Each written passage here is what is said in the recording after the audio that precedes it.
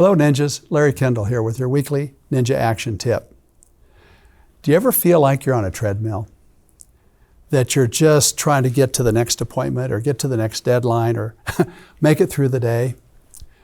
I lived my life like that for a number of years, and I'd like to share with you some tips on how to get off that treadmill. My office was a mess, and it was because I never had time to put anything away because I was always on to the next meeting.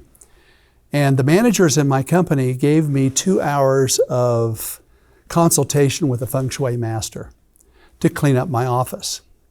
When she walked in, she looked around and she says, "There's a lot of scattered energy here. What are you trying to accomplish here?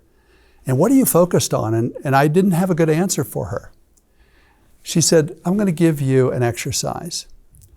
I would like for you to write down on a sheet of paper 3 things that are valuable to you, and also 3 things that bring you joy.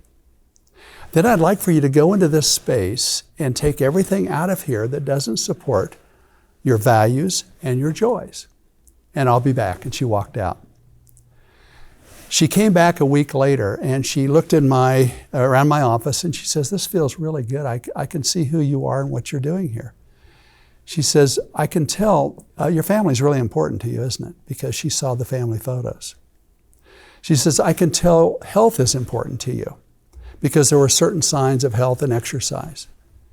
And she said, "I can tell that you're very creative and being creative is important to you." And I said, "Well, you nailed it. Those were the 3 things I had written down."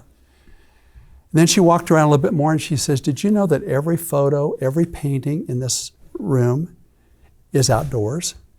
You enjoy the outdoors, don't you?" And I said, "I do. That's my happy place.